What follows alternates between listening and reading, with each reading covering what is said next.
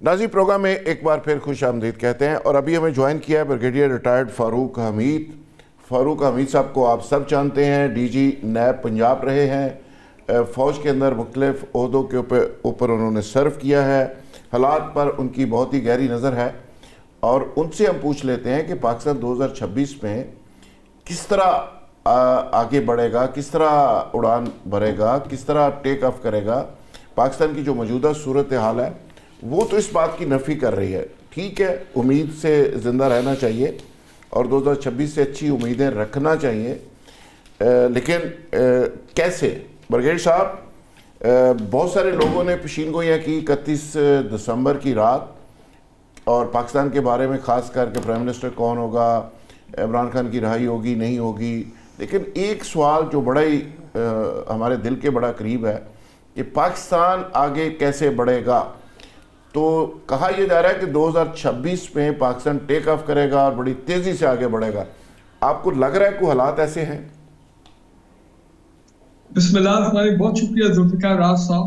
बिल्कुल पाकिस्तान को आगे बढ़ना चाहिए। 2026 में बस बहुत हो गया हमारी मईशत के साथ, बहुत हो गया हमारे माशरे के साथ, बहुत हो गया हमारी टैक्स पेयर की और टैक्सेस के साथ, और ये हमारी जो रियासत के रिसोर्सेज हैं उस दौलत के साथ। देखिए, मैं कोई एस्ट्रोलॉजर नहीं हूँ या मैं कोई प्रॉमिस नहीं हूँ, लेकिन ब्रिगेडियर साहब, अभी जनरल लोधी साहब से बात हो रही थी और वो कह रहे थे कि मैंने एक फार्मूला दिया है जिसको आप लोधी फार्मूला भी कह सकते हैं। तो ब्रिगेडियर साहब वो फार्मूला दें जिसको हम ब्रिगेडियर फारूक फार्मूला कहें और जिससे पाकिस्तान बेहतर हो सकता है। वैसे तो मैंने कई महीने पहले 10 पॉइंट फार्मूला दे दिया था for national reconciliation in Pakistan between तमाम political party, between PTI and establishment, ये तमाम मामला। लेकिन मैं कहता हूँ इस वक्त पाकिस्तान को एक चीज की जरूरत है।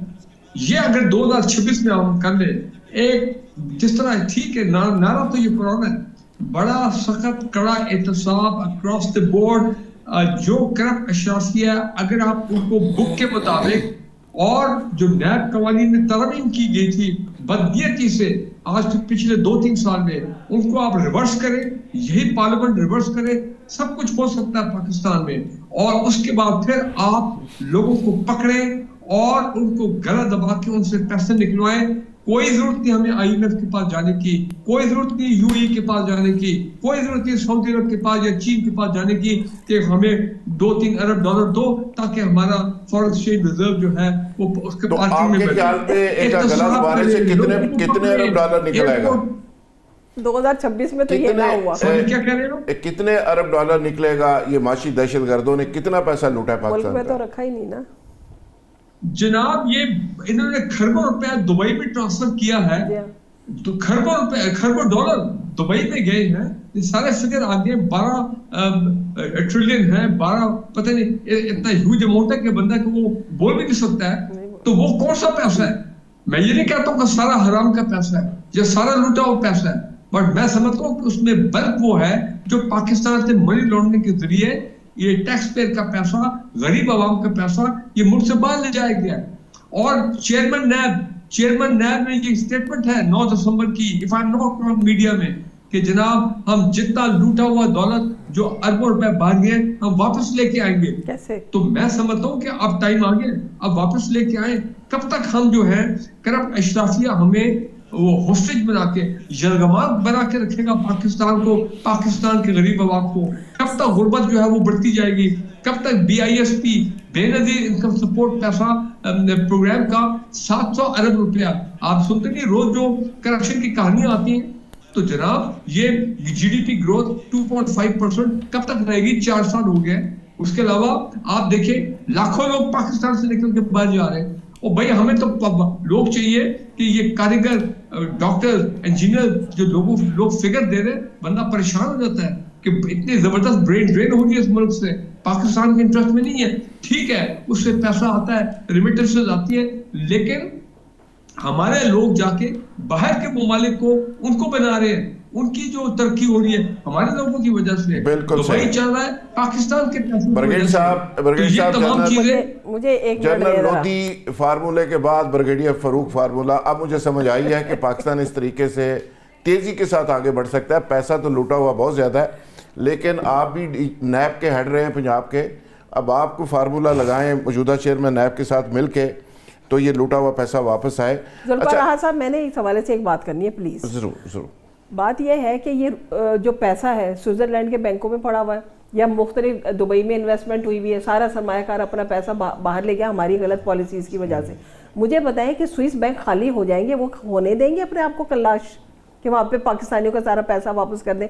दुबई की सारी रियल इस्टेट्स जो है वो पैसा वापस कर देंगे पाकिस्तानियों उनको छोड़े, वो करें ना करें, लेकिन हमें तो लूटा हुआ पैसा लेना चाहिए ना। लेकिन कैसे लेंगे? आपको कौन देगा? आप छोड़े, उनकी आपने फिक्र सबसे पहले आप, उसका तरीका ये ब्रिगेडियर साहब जो है ना, ब्रिगेडियर साहब वो फार्मूला दें जिसके तहत ये भी वाजे करें कि वो पैसा किस तरीके से वापस आएगा और उसमें क्या क्या रुकावटें होंगी और क्या उसका वो।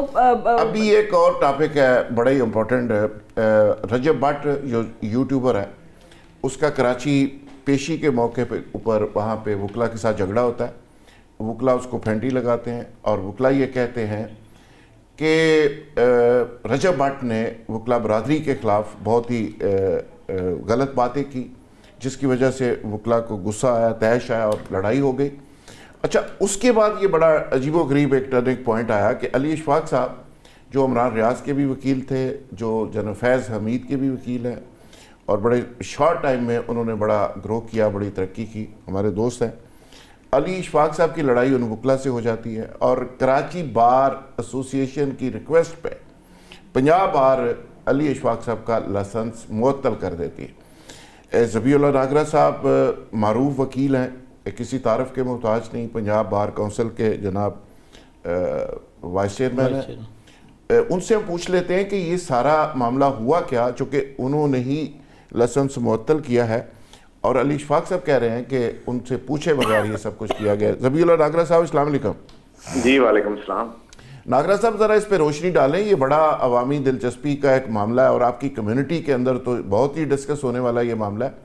ये सारा कुछ जो हुआ वो तो हमने भी देखा, कैमरे की आंख ने दिखाया और मैंने जिक्र भी कर दिया। ये जो लाइसेंस मुअत्तल हुआ है ये बहुत ज़रूरी हो गया था आपके ख्याल में? नहीं, ये बात नहीं है, जरूरी या गैर जरूरी वाली बात नहीं है। देखें, हम वकील रजिस्टर्ड होते हैं अपने कोड के तहत, और हमें हमारा कोड हमारी लिमिट्स बताता है और ये भी बताता है कि अगर हम जंप करेंगे तो हमारा लाइसेंस इन कंडीशंस के साथ था वो वापस हो जाएगा।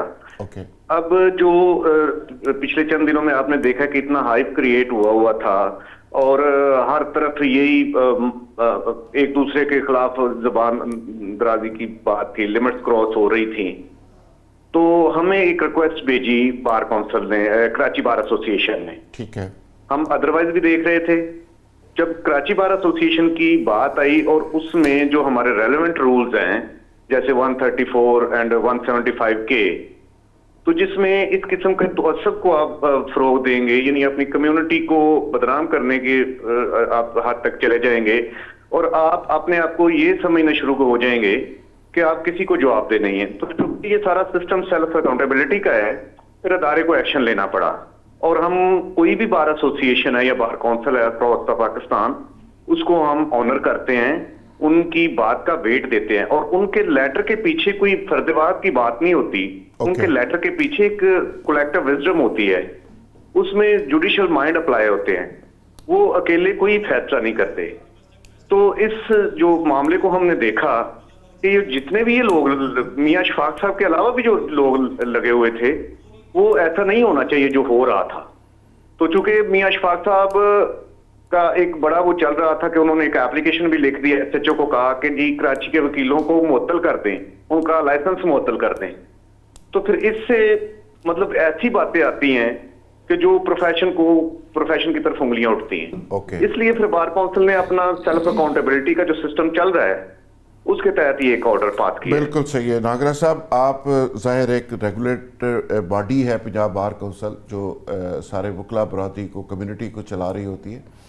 आपने जाली वकला को भी पिछले दिनों बड़ा उस पर कार्रवाई हुई, मुनीर भट्टी साहब भी उसको देखते रहे, आपने भी बड़ा इस पे सुना है कि उसी तरह उसी पेस से चीज़ों को लेके चल रहे हैं, तो अभी भी वो कार्रवाई चल रही है जाली वकीलों के खिलाफ?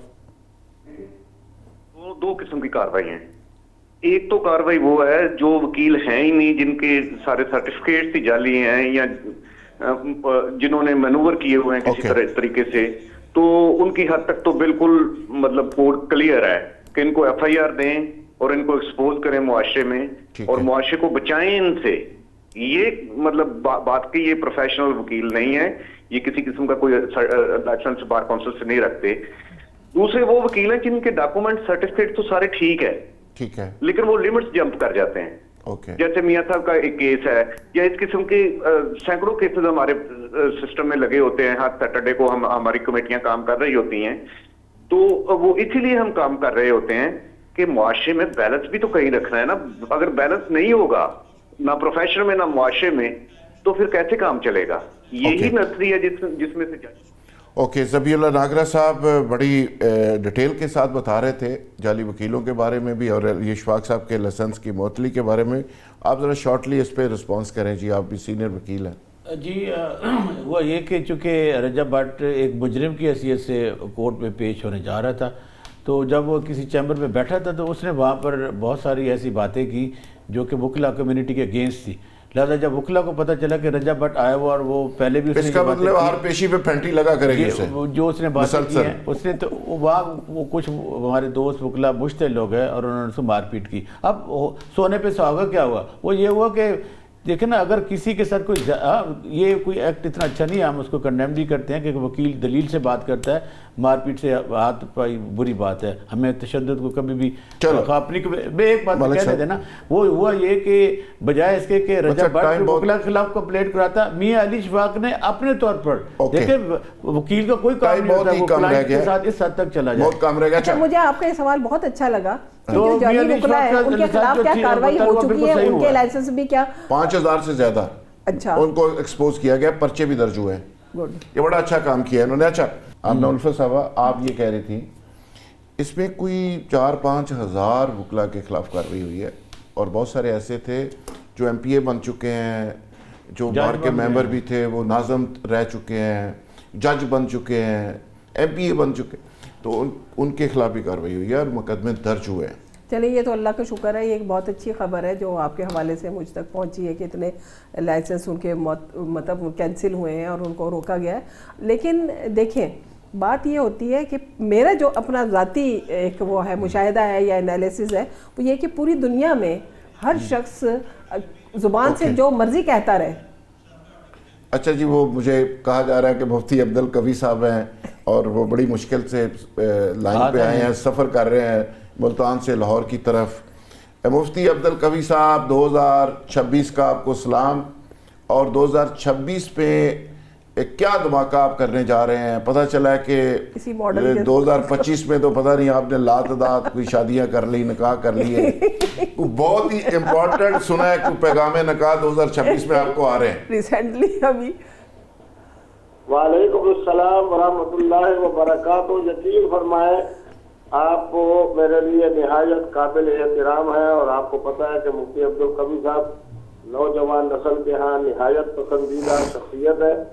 कल मैंने तहज्जुद के नवाफिल में अल्लाह से सिर्फ एक दुआ की है कि ऐ अल्लाह, मेरे पाकिस्तान में जितने नौजवान हैं सब के लिए शादी के मसाइल आसान कर दे। आमीन। और मुझे यकीन है कि इंशाअल्लाह 2026 जो है ये नौजवान नस्ल की शादी का साल होगा और हमारे जैसे बुजुर्गों के लिए निकाह का साल होगा।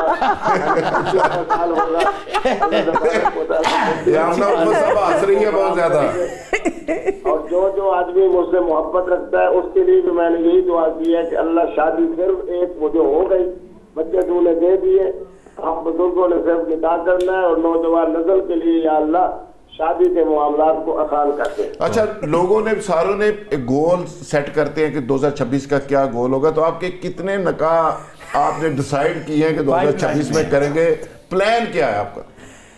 लेकिन सूरत हाल ये है कि आप तो माशाअल्लाह खुद साहिब इल्म है। अल्लाह का कुरान कहता है कि अल्लाह की नेमतों को शुमार न किया करो, ये अल्लाह की नेमतें हैं और सबसे बड़ी नेमत जो है उसका नाम बीवी है, उसका नाम मोहतरमा है, उसका नाम औरत है। इसलिए मुफ्ती साहब शुमार तो नहीं करते, लेकिन राब्ते कितने लोगों ने राब्ते किए हैं? मैं होने वाले एहसान की तरफ से कह देते हैं कि तकरीबन 3, 3.5, 4 दर्जन तक का मामला होगा यकीनन। 4 दर्जन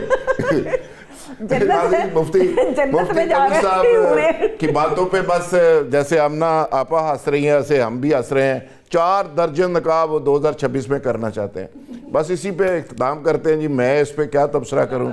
मुफ्ती अब्दुल कवी साहब ने 2026 की तैयारियां कर ली हैं, जैसे हर शख्स ने अपने अपने गोल सेट किए, उन्होंने 4 दर्जन नकाह के गोल सेट कर लिए जी।